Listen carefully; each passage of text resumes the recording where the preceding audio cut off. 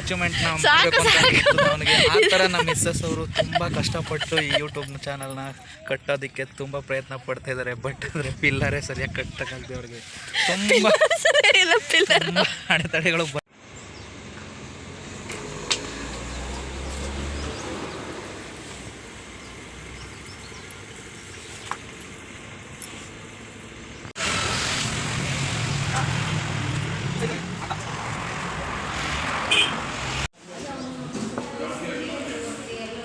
Hi all, welcome back to my YouTube channel. ನೀವು ನೋಡ್ತಾ ಇದ್ದೀರಾ Chaitra Chandan Gowda lifestyle vlog. ನಾನು ಇವತ್ತು ಡೈಲಿ ವ್ಲಾಗ್ ಮಾಡ್ತಾ ಇದ್ದೀನಿ. ಇದು ಆ್ಯಕ್ಚುಲಿ ಭಾನುವಾರದ ವ್ಲಾಗ್ ಆಗಿರುತ್ತೆ. ಇವತ್ತು ಬೆಳಗ್ಗೆ ತಿಂಡಿಗೆ ನುಗ್ಗೆಕಾಯಿ ಹಾಕ್ಬಿಟ್ಟು ಪಲಾವ್ ಮಾಡೋಣ ಅಂತ ಹೇಳಿ ಪ್ರಿಪೇರ್ ಮಾಡ್ತಾ ಇದ್ದೀನಿ. ಈಗ ಒಂದು ಕಡಾಯಿಗೆ ಒಂದು 3 ಸ್ಪೂನಷ್ಟು ಧನಿಯದ ಬೀಜ ಹಾಕ್ಕೊಂಡು ಚೆನ್ನಾಗಿ ಅದನ್ನು ಫ್ರೈ ಮಾಡ್ಕೊತಾ ಇದ್ದೀನಿ. ಲೋ ಫ್ಲೇಮ್ನಲ್ಲಿ ಇಟ್ಕೊಂಡು ಅದು ಚೆನ್ನಾಗಿ ಕ್ರಿಸ್ಪಿ ಆಗೋವರೆಗೂ ಫ್ರೈ ಮಾಡ್ಕೊತಾ ಇದ್ದೀನಿ ನಾನಿಲ್ಲಿ.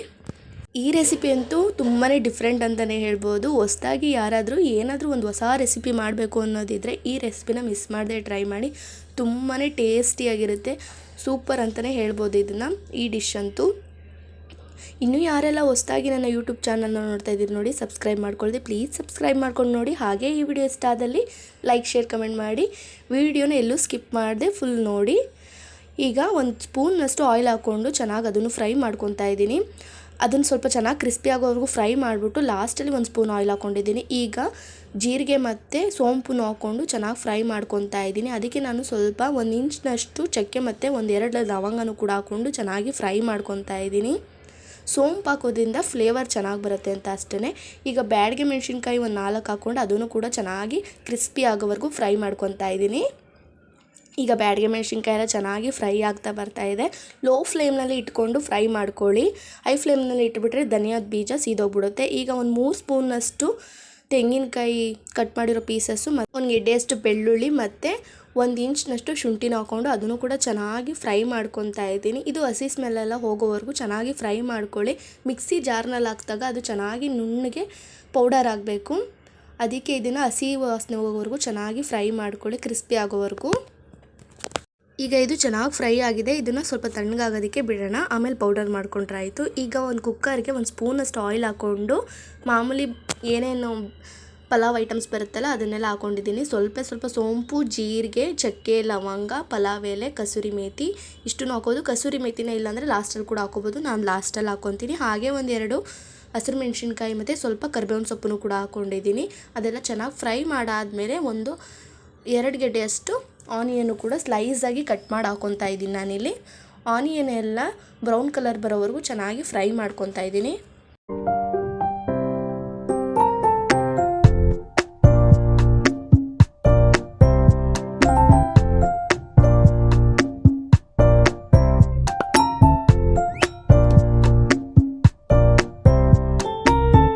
ಇವಾಗ ಚೆನ್ನಾಗಿ ಫ್ರೈ ಆಗಿದೆ. ಇದಕ್ಕೆ ನಾನು ಇವಾಗ 1-2 ಗೆಡ್ಡೆಯಷ್ಟು ದೊಡ್ಡ ಸೈಜ್ ಟೊಮೆಟೊನೂ ಕೂಡ ಕಟ್ ಮಾಡಿ ಇಟ್ಕೊಂಡಿದ್ದೆ ಸ್ಲೈಸಾಗಿ. ಅದನ್ನು ಕೂಡ ಹಾಕ್ಕೊಂಡು ಚೆನ್ನಾಗಿ ಸಾಫ್ಟ್ ಆಗೋವರೆಗೂ ಫ್ರೈ ಮಾಡ್ಕೊತಾ ಇದ್ದೀನಿ. ಟೊಮೆಟೊ ಸಾಫ್ಟ್ ಆಗೋವರೆಗೂ ಚೆನ್ನಾಗಿ ಫ್ರೈ ಮಾಡಿಕೊಂಡ್ರೆ ಚೆನ್ನಾಗಿ ಟೇಸ್ಟ್ ಬರುತ್ತೆ ಅಂತಷ್ಟೇ. ತಣ್ಣಗಾಗಿರೋಂಥ ಮಸಾಲೆ ಎಲ್ಲ ಮಿಕ್ಸರ್ ಜಾರ್ಗೆ ಹಾಕ್ಕೊಂಡು ನುಣ್ಣಗೆ ಗ್ರೈಂಡ್ ಮಾಡ್ಕೊಂಡು ಬಂದಿದ್ದೀನಿ. ಅದನ್ನು ಕೂಡ ಸೇರಿಸ್ಕೊಂಡು ಫ್ರೈ ಮಾಡ್ಕೊತಾ ಇದ್ದೀನಿ ಆಯಿಲ್ ಬಿಡೋವರೆಗೂ. ಇದೇನು ಹಸಿ ಸ್ಮೆಲ್ಲೆಲ್ಲ ಇರೋಲ್ಲ, ಯಾಕೆಂದರೆ ನಾವು ಆಲ್ರೆಡಿ ಒಂದ್ಸಲ ಫ್ರೈ ಮಾಡಿ ಮಿಕ್ಸಿ ಮಾಡಿರೋದ್ರಿಂದ ಹಸಿ ಸ್ಮೆಲ್ಲೆಲ್ಲ ಇರೋದಿಲ್ಲ.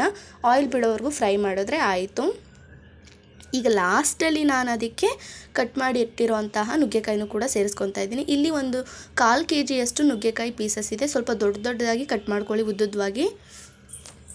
ಈಗ ಅದನ್ನು ಕೂಡ ಚೆನ್ನಾಗಿ ಫ್ರೈ ಮಾಡ್ಕೊತಾ ಇದ್ದೀನಿ. ಮಸಾಲೆ ಎಲ್ಲ ಚೆನ್ನಾಗಿ ಹಿಡಿಬೇಕಲ್ಲ, ಹಾಗಾಗಿ ಅದಕ್ಕೆ 2 ಸ್ಪೂನಷ್ಟು ಮೊಸರನ್ನು ಕೂಡ ಸೇರಿಸ್ಕೊಂಡು ಚೆನ್ನಾಗಿ ಫ್ರೈ ಮಾಡಿಕೊಂಡು 1 ಸ್ಪೂನಷ್ಟು ಚಿಲ್ಲಿ ಪೌಡರ್ನು ಕೂಡ ಸೇರಿಸ್ಕೊಂಡು ಫ್ರೈ ಮಾಡ್ಕೊತಾ ಇದ್ದೀನಿ. ಚಿಲ್ಲಿ ಪೌಡರ್ ಹಸಿ ಸ್ಮೆಲ್ಲೆಲ್ಲ ಹೋಗೋವರೆಗೂ ಚೆನ್ನಾಗಿ ಫ್ರೈ ಮಾಡಿಕೊಡಿ. ಇದಕ್ಕೆ ಧನಿಯದ ಪುಡಿ ಏನು ಸೇರ್ಸೋಕೆ ಹೋಗ್ಬೇಡಿ, ಯಾಕಂದರೆ ನಾವು ಧನಿಯದ ಬೀಜ ಹಾಕಿದ್ದೀವಲ್ಲ, ಹಾಗಾಗಿ. ಈಗ ಅದೇ ಮಿಕ್ಸರ್ ಜಾರ್ಗೆ ಸ್ವಲ್ಪ ನೀರನ್ನು ಕೂಡ ಸೇರಿಸ್ಕೊಂಡು ಅದನ್ನು ಕೂಡ ಹಾಕ್ಕೊಂಡಿದ್ದೀನಿ. ಈಗ ರುಚಿಗೆ ತಕ್ಕನಷ್ಟು ಉಪ್ಪನ್ನ ಈಗಲೇ ನಾನು ಸೇರಿಸ್ಕೊತಾ ಇದ್ದೀನಿ. ಈಗ ಅದಕ್ಕೆ ಎಷ್ಟು ಕ್ವಾಂಟಿಟಿ ಬೇಕು ನೋಡಿ ಅಷ್ಟು ನೀರನ್ನು ಕೂಡ ಸೇರಿಸ್ಕೊಂಡು ಚೆನ್ನಾಗಿ ಕುದಿಯೋಕ್ಕೆ ಬಿಡಬೇಕು. ಅದನ್ನು 1 ರೌಂಡ್ ಚೆನ್ನಾಗಿ ಕುದಿಯೋವರೆಗೂ ಬಿಟ್ಬಿಟ್ಟು ಲಾಸ್ಟಲ್ಲಿ ನಾವು ರೈಸ್ನ ಇದನ್ನು ಮಾಡೋಕ್ಕೆ ಮುಂಚೆನೇ ನಾನಿಲ್ಲಿ 1/4 kg ರೈಸ್ನ ನೆನೆ ಹಾಕಿಟ್ಟಿದ್ದೆ. ಯಾವಾಗಲೂ ಅಷ್ಟೇ ಈ ಥರ ಏನಾದ್ರು ಪಲಾವು, ಬಿರಿಯಾನಿ ಮಾಡುವಾಗ ಸ್ವಲ್ಪ ಹೊತ್ತು ಅಂದರೆ ನಾವು ಪ್ರಿಪೇರ್ ಮಾಡೋ ಸ್ವಲ್ಪ ಹೊತ್ತು ಮುಂಚೆನೇ ರೈಸ್ನ ನೆನೆ ಹಾಕ್ಬಿಟ್ರೆ ಅದು ಟೇಸ್ಟ್ ಅನ್ನೋದು ಚೆನ್ನಾಗಿ ಬರುತ್ತೆ ಮತ್ತು ಚೆನ್ನಾಗಿ ರೈಸ್ ಹರಳುತ್ತೆ ಅಂತ ಅಷ್ಟೇ.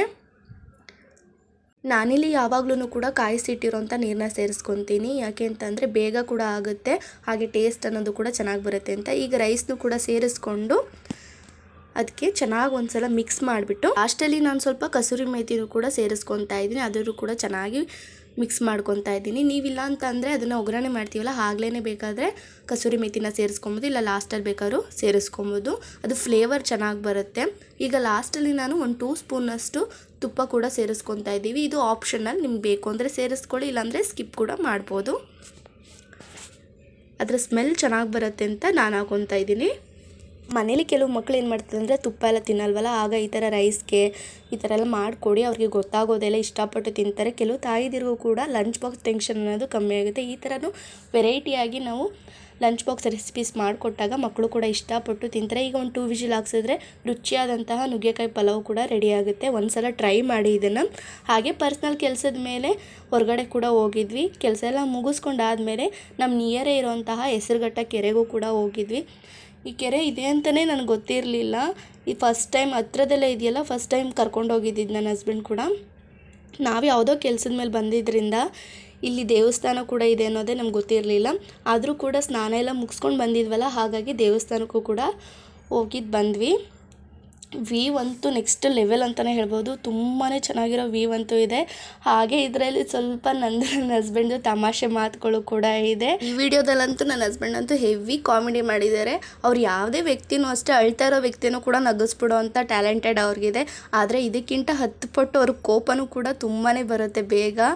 ನಾನು ಹಾಗೆ ರೇಗಿಸ್ತಾ ಇದ್ದೆ, ಅವ್ರು ನನ್ನ ಕೀಟ್ಲೆ ಮಾಡ್ತಾಯಿದ್ರು. ನಾನು ಹೇಗೆ ಯೂಟ್ಯೂಬ್ ಸ್ಟಾರ್ಟ್ ಮಾಡಬೇಕಾದ್ರೆ ಹಾಯ್ ಫ್ರೆಂಡ್ಸ್ ವೆಲ್ಕಮ್ ಟು ಅಂತೆಲ್ಲ ಹೇಳ್ತೀನಲ್ಲ, ಅದನ್ನೆಲ್ಲ ಅವರು ಕಾಮಿಡಿ ಮಾಡ್ತಾಯಿದ್ರು. ನನಗಂತೂ ಸಿಕ್ಕಾಪಟ್ಟೆ ನಗು ಬರ್ತಾಯಿತ್ತು, ಕಂಟ್ರೋಲ್ ಮಾಡೋಕ್ಕೆ ಆಗ್ತಾ ಇರಲಿಲ್ಲ. ಅಷ್ಟೊಂದು ನಗು ಇದೆ, ಅಷ್ಟೊಂದು ಕಾಮಿಡಿ ಇದೆ ಈ ವಿಡಿಯೋದಲ್ಲಂತೂ. ಇದನ್ನು ಯಾವಾಗಲೂ ನೋಡ್ತಾ ಇದ್ದಾಗಲೂ ನನಗೂ ತುಂಬ ಖುಷಿ ಆಯ್ತಾ ಇರುತ್ತೆ. ನೋಡ್ಕೊಂಡು ನಗೀತಾ ಇರ್ಬೋದು.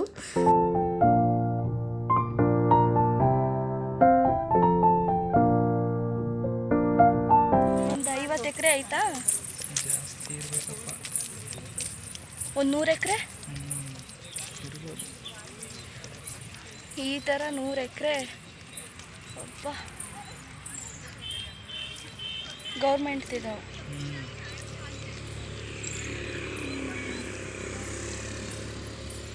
ನೋಡಿ ಎಷ್ಟು ಚೆನ್ನಾಗಿದೆ. ಯಾವುದೋ ದೇವಸ್ಥಾನ ಬೇರೆ ಇದೆ. ದೇವಸ್ಥಾನ ಐತಲ್ಲ, ಯಾವುದು? ಹೋಗೋಣವಾ? ಚಾಮುಂಡೇಶ್ವರಿ ದೇವಸ್ಥಾನ ಹೋಗೋಣವಾ?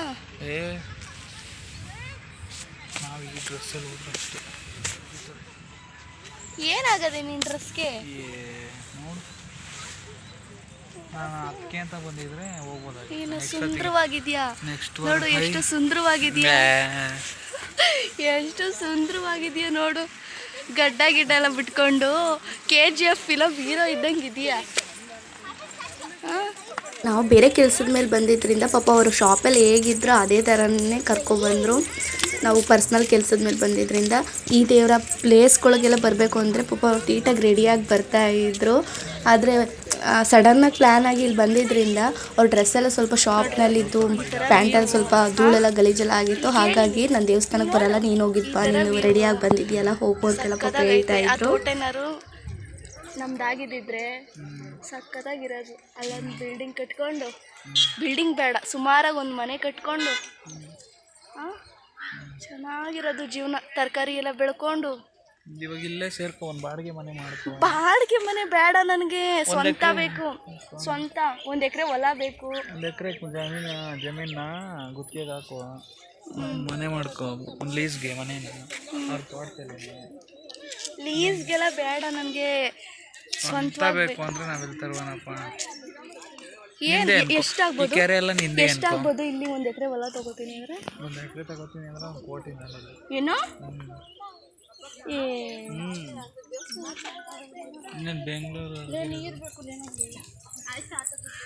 ಪಾಪ ನನ್ನ ಹಸ್ಬೆಂಡ್ಗೆ ಸ್ವಲ್ಪ ಸಂಕೋಚ ಜಾಸ್ತಿ, ಈ ಥರ ಯೂಟ್ಯೂಬಲ್ಲೆಲ್ಲ ಬರೋಕ್ಕೆ, ವೀಡಿಯೋಗಳಲ್ಲೆಲ್ಲ ಬರೋಕ್ಕೆ ಅಂತ ಪಾಪ ಮುಜುಗರ ಅವ್ರಿಗೆ. ಆದರೂ ಸ್ವಲ್ಪ ಕೀಟ್ಲೆ ಮಾಡ್ತಾಯಿದ್ರು. ನಾನು ಆವಾಗ ಒಂದು ಸ್ವಲ್ಪ ವೀಡಿಯೋನೂ ಕೂಡ ತೊಗೊಂಡಿದ್ದೀನಿ. ನೀನು ಈ ಫೋನ್ ಕಾಟ ತಡಿನಾರೇನಪ್ಪ ನಾನು. ಬಂತು ಪುರೋ ಅದು ಫಿಟ್ಟಿಂಗ್ ಹೋಗ್ಬೇಕಾ ಹತ್ರನೇನಾ?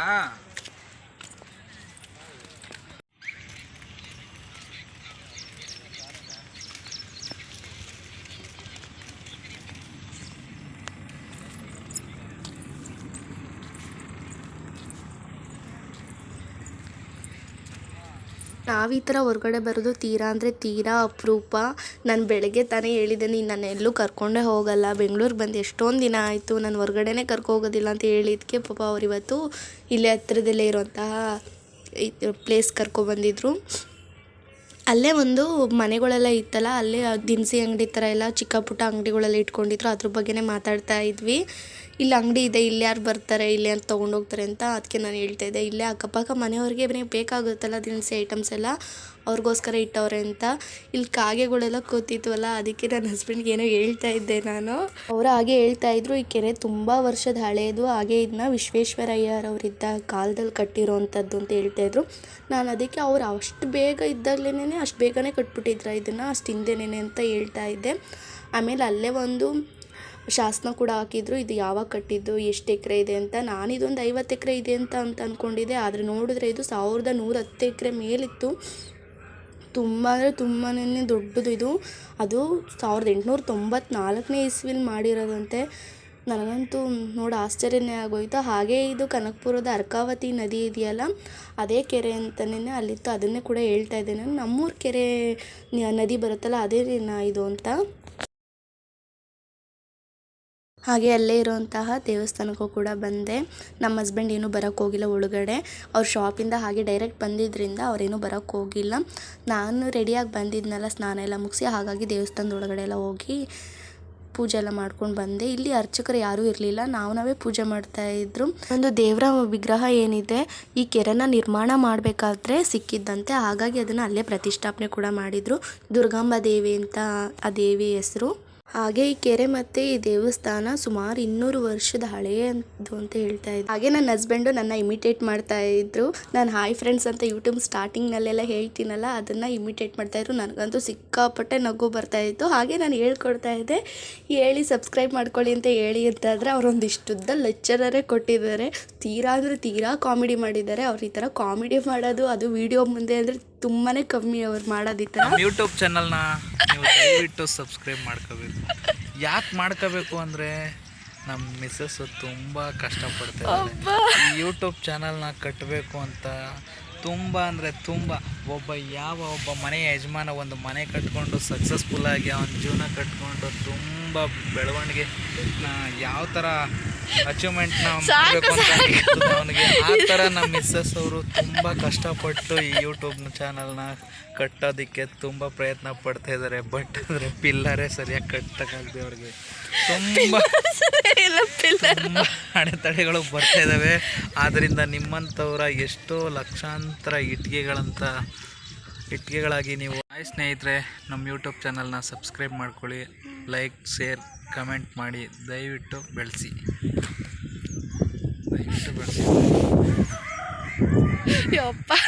ಆ್ಯಕ್ಚುಲಿ ಹೇಳಬೇಕು ಅಂದರೆ ನಾವು ಬಂದಾಗಲೇ ತುಂಬಾ ಟೈಮ್ ಆಗಿತ್ತು. ಹತ್ತತ್ರ 4 ಗಂಟೆ ಆಗಿತ್ತು. ಪಾಪ ಅವ್ರು ಇನ್ನೂ ಊಟ ಮಾಡಿರಲಿಲ್ಲ. ಅವ್ರು ಇಷ್ಟೊತ್ತು ಗಂಟೆ ಊಟ ಮಾಡದೆ ಇರೋದೇ ಹೆಚ್ಚು. ಅವ್ರಿಗೆ ಟೈಮ್ ಸರಿಯಾಗಿ ಊಟ ಮಾಡಲೇಬೇಕು, ಇಲ್ಲಾಂದರೆ ಅವ್ರಿಗೆ ಹೊಟ್ಟೆ ಹಸಿವು ತಡೆಯೋದಕ್ಕೆ ಆಗಲ್ಲ. ಅದನ್ನೇ ಹೇಳ್ತಾ ಇದ್ದೆ, ನೀ ಇಷ್ಟೊತ್ತು ಗಂಟೆ ಇರೋದೇ ನಂಗೆ ಡೌಟ್ ಹೊಡಿತಾ ಇದೆಯಲ್ಲ, ನೀವು ಇನ್ನೂ ಊಟ ಮಾಡಿದೆ ಹೊಟ್ಟೆ ಹಸಿವು ಅಂತ ಹೇಳ್ದೆ ಇರೋದೇ ಡೌಟ್ ಹೊಡಿತಿದ್ಯಾ ಅಂತ. ಅದಕ್ಕೆ ಅವ್ರು ಹೇಳ್ತಾಯಿದ್ರು, ಏನಿದೆ ಜೀವನದಲ್ಲಿ, ಚೆನ್ನಾಗಿ ಊಟ ಮಾಡಬೇಕು, ಚೆನ್ನಾಗಿ ದುಡಿಬೇಕು ಅಂತ ಪಾಪ ಹೇಳ್ತಾಯಿದ್ರು ಕಾಮಿಡಿಯಾಗಿ. ಆ ವಿಡಿಯೋನು ಕೂಡ ಇಲ್ಲಿ ಆ್ಯಡ್ ಮಾಡಿದ್ದೀನಿ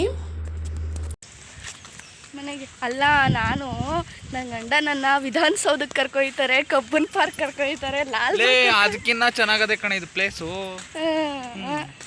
ಈ ಪ್ಲೇಸ್ ನಿನ್ ಕಬ್ಬನ್ ಪಾರ್ಕಲ್ಲಿ ಸಿಗ್ತದಾ? ಅಲ್ಲ, ಹೇಳಿದ್ದು ಇದು ಹತ್ರ ಇರೋದಕ್ಕೆ ಈ ಕೆರೆ ಕರ್ಕೊಂಬಂದಿದ್ಯಾ, ಇಲ್ಲ ಅಂದರೆ ಇದು ಇಲ್ಲ ನನಗೆ. ಹೋಲಿ ಬಿಡು, ದಿನೇ ಕರ್ಕೊಂಡು ಹೋಗೋಣ ಒಂದೊಂದು ಪ್ಲೇಸ್ಗೂ. ಯಾವಾಗಪ್ಪ? ದಿನ ಹೋಯ್ತಾ ನಾನು ಅಜ್ಜಿ ಆಗ್ಬಿಟ್ಟಿರ್ತೀನಿ ಬಿಡು. ಎಂಟೈರ್ ಬೆಂಗಳೂರು ನೋಡುವಷ್ಟರಲ್ಲಿ ನಾನು ಪಕ್ಕ ಅಜ್ಜಿ ಆಗಿರ್ತೀನಿ. ನೀನು ಅಜ್ಜಿ ಆದಾಗ ನಾನು ಅಜ್ಜ ಆಗಿರ್ತೀನಿ. ಅವಾಗ ಒಂದು ಓಮಿನಿ ತಗೋತೀನಿ, ನಾನು ಮನಗಿಸ್ಕೊಂಡಾದ್ರು ಓಮಿನಿನ ಯಾಕಪ್ಪ? ಇದು ತಗೋಬಿಡು. ಯಾವುದದು? ಇದು ಹೊಸದು ಬಂದೈತಲ್ಲ, ಯಾವುದದು? ಈಕೋ ಅದಲ್ಲ ರೀ, ಹೊಸ ಕಾರು, ಈಗ ಹೊಸ ಮಾಡ್ಲು. ಯಾವ್ದು ಈಗ ಹೊಸ ಮಾಡಲು ಬಂದಿರೋದು? ಯಾವ್ಯಾವ್ದೋ ಬಂದವೆ ಹೊಸ ಮಾಡ್ಲುಗಳು.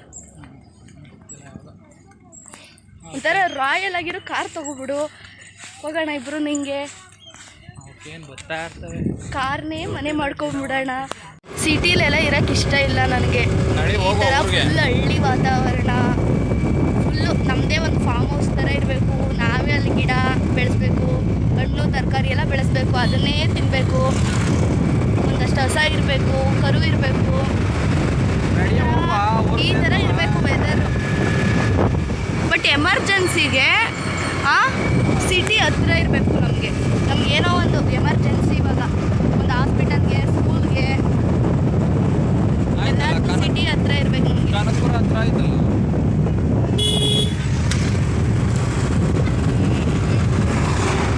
ನಿನ್ನ ಬಿಸ್ನೆಸ್ಸು ಮತ್ತೆ ಬಿಸ್ನೆಸ್ ಏನೋ ಒಂದು ಮಾಡೋದಾಯ್ತು. ಏನು ಮಾಡ್ತೀನಿ? ಹಾಗೆ ಬರೋವಾಗ ರೋಡ್ ಸೈಡು ಅವಕಾಡೋ ಕೂಡ ಮಾರ್ತಾಯಿದ್ರು, ಬಟರ್ ಫ್ರೂಟ್ನ. ಮನೆಗೆ ತೊಗೊಳ್ಳೋಣ, ನನ್ನ ಮಗಳಿಗೆ ಮಿಲ್ಕ್ ಶೇಕ್ ಮಾಡಿ ಕುಡ್ಸೋಣ ಅಂತ ಹೇಳಿ ಅದನ್ನು ಕೂಡ 1 kg ಅಷ್ಟು ತೊಗೊಂಡು ಬರ್ತಾ ಇದ್ವಿ. ಬರೋವಾಗ ಏನಾಯಿತು ಅಂದರೆ ಮಧ್ಯ ರೋಡಲ್ಲಿ ಬೈಕ್ನಲ್ಲಿ ಏರ್ ಕೂಡ ಕಮ್ಮಿ ಆದಂಗೆ ಆಗ್ತಾಯಿತ್ತು, ಮತ್ತು ಗಾಡಿ ಎಳಿತಾ ಇದೆ ಅಂತ ಹೇಳ್ಬಿಟ್ಟು ಪಕ್ಕದಲ್ಲೇ ಇರೋಂಥ ಪೆಟ್ರೋಲ್ ಬಂಕ್ ಕೂಡ ಬಂದು ನೋಡಿದ್ರೆ ಏರ್ ಕಮ್ಮಿ ಆಗೈತೆ ಅಂತ ನಾವು ಅಂದ್ಕೊಂಡು, ಆದರೆ ನೋಡಿದ್ರೆ ಅದು ಪಂಚರೇ ಆಗಿಬಿಟ್ಟಿತ್ತು. ಚಿಕ್ಕದೊಂದು ಸೂಜಿ ಥರದ್ದೊಂದು ಚುಚ್ಕೊಂಡ್ಬಿಟ್ಟಿತ್ತು. ಅದರಿಂದ ಏರ್ ಕೂಡ ಎಲ್ಲ ಇದಾಗಿ ಪಂಚರ್ ಕೂಡ ಆಗಿಬಿಟ್ಟಿತ್ತು. ಅದನ್ನು ಕೂಡ ಹಾಕ್ಸ್ಕೊಂಡು ಹೋಗೋಷ್ಟರಲ್ಲಿ ಸಾಕಾಗ್ಬಿಡ್ತು. ಏನೋ ಆಗಿ ಇನ್ನೇನೋ ಆಗಿಬಿಡ್ತು. ಹಾಗೆ ಬರುವಾಗ ಇಲ್ಲೊಂದು ಫೋಟೋ ಶಾಪ್ ಕೂಡ ಕಾಣಿಸ್ತು. ತುಂಬಾ ಚೆನ್ನಾಗಿತ್ತು ಫೋಟೋ ಶಾಪ್ ಅಂತೂ. ವೆರೈಟೀಸ್ ಆಫ್ ಫೋಟೋಸ್ ಅಂತೂ ಇತ್ತು, ತುಂಬ ಅಟ್ರ್ಯಾಕ್ಟಿವ್ ಆಗಿತ್ತು. ಹಾಗೆ ನಮ್ಮ ಶಾಪ್ಗೂ ಕೂಡ ಒಂದು ಫ್ರೇಮ್ ಬೇಕಾಗಿತ್ತು. ಅದನ್ನು ಕೇಳೋದಕ್ಕೆ ಅಂತ ಹೇಳಿ ನನ್ನ ಹಸ್ಬೆಂಡ್ ಕೂಡ ಅದನ್ನು ವಿಚಾರಿಸ್ತಾ ಇದ್ದರು. ಈ ಥರ ಒಂದು ಫ್ರೇಮ್ ಮಾಡಿಕೊಡಿ ಅಂತೆಲ್ಲ ಹೇಳ್ತಾ ಇದ್ದರು. ಅದಕ್ಕೂ ಕೂಡ ಆರ್ಡ್ರೆಲ್ಲ ಕೊಟ್ಬಿಟ್ಟು ಬಂದ್ವಿ. ತುಂಬಾ ದೊಡ್ಡದು, ತುಂಬ ವೆರೈಟೀಸ್ ಆಫ್ ಕಲೆಕ್ಷನ್ ಐತೆ ಇಲ್ಲಂತೂ. ತುಂಬಾ ನೋಡೋಕೆ ಚೆನ್ನಾಗಿ ಕಾಣಿಸ್ತಾ ಇತ್ತು, ಒಂದಕ್ಕಿಂತ ಒಂದು ಡಿಫ್ರೆಂಟ್ ಆಗಿತ್ತು.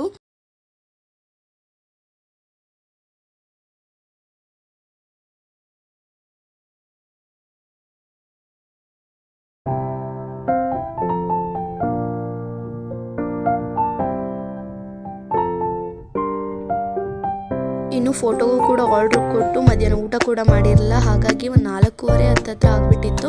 ಊಟ ಕೂಡ ಮಾಡ್ಕೊಂಡು ಹೋಗೋಣ ಅಂತ ಹೇಳಿ ಒಂದು ರೆಸ್ಟೋರೆಂಟ್ಗೆ ಬಂದ್ವಿ. ಈ ರೆಸ್ಟೋರೆಂಟ್ನಲ್ಲಿ ತುಂಬ ಹಳೆ ಕಲಾಕೃತಿಗಳನ್ನೆಲ್ಲ, ಒಂದು ವೆರೈಟೀಸ್ ಆಫ್ ಪಿಕ್ಚರ್ಸ್ನೆಲ್ಲ ಇದು ಮಾಡಿದರು. ತುಂಬಾ ಚೆನ್ನಾಗಿ ಕಾಣಿಸ್ತಿತ್ತು.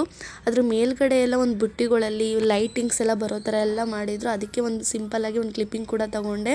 ಸಂಡೇ ಆಗಿದ್ದರಿಂದ ಏನಾದ್ರು ನಾನ್ ವೆಜ್ ಐಟಮ್ಸ್ ತೊಗೊಳ್ಳೋಣ ಅಂತ ಹೇಳ್ಬಿಟ್ಟು ಬಿರಿಯಾನಿ ಕೂಡ ತೊಗೊಂಡಿದ್ವಿ. ಚೆನ್ನಾಗಿತ್ತು, ಮೈಲ್ಡಾಗಿ, ಜಾಸ್ತಿ ಮಸಾಲ ಏನೂ ಹಾಕಿರಲಿಲ್ಲ, ಚೆನ್ನಾಗಿ ಮಾಡಿದರು. ಊಟನೂ ಕೂಡ ಮುಗಿಸಿ ಮನೆಗೆ ಕೂಡ ವಾಪಸ್ ಬಂದ್ವಿ. ಈ ರೆಸ್ಟೋರೆಂಟ್ ಅಂತೂ ತುಂಬಾ ಒಂಥರ ಅಟ್ರ್ಯಾಕ್ಟಿವ್ ಆಗಿ ಡೆಕೋರ್ ಮಾಡಿದರು. ಒಳಗಡೆ ಮಾತ್ರ ಇಂಟೀರಿಯರ್ಸ್ ಎಲ್ಲ. ಮನೆಗೂ ಕೂಡ ವಾಪಸ್ ಬಂದು ನೋಡಿದ್ರೆ ಮಳೆ ಬರ್ತಾ ಇತ್ತು, ಹನಿ ಎಲ್ಲ ಬೀಳ್ತಾ ಇತ್ತು. ನಮ್ಮ ಪುಣ್ಯಕ್ಕೆ ನಾವು ಹೋದ ಕಡೆ ಯಾವ ಕಡೆನೂ ಕೂಡ ಮಳೆ ಬಂದು ನಾವು ಹೋಗೋಷ್ಟರಲ್ಲಿ ಮಳೆ ಬಂದು ನಿಂತೋಗ್ಬಿಟ್ಟಿರೋದು. ನನ್ನ ಮಗಳು ಈ ಥರ ಹೆಲ್ಮೆಟೆಲ್ಲ ಹಾಕ್ಕೊಂಡು ಇದು ಮಾಡ್ತಾಯಿದ್ಲು. ಮನೇಲೇ ಬಿಟ್ಟೋಗಿದ್ದೆ, ಯಾಕೆಂದರೆ ಇವಳು ಬೆಳಗ್ಗೆಯಿಂದ ನಿದ್ದೆ ಮಾಡಿರಲಿಲ್ಲ. ಇನ್ನು ಆಚೆಗಡೆ ಕರ್ಕೊಂಡು ಹೋದರೆ ಅಳೋದು ಎಲ್ಲ ಮಾಡ್ತಾಳೆ ಅಂತ ಹೇಳ್ಬಿಟ್ಟು ಮನೇಲೇ ಬಿಟ್ಟೋಗಿದೆ.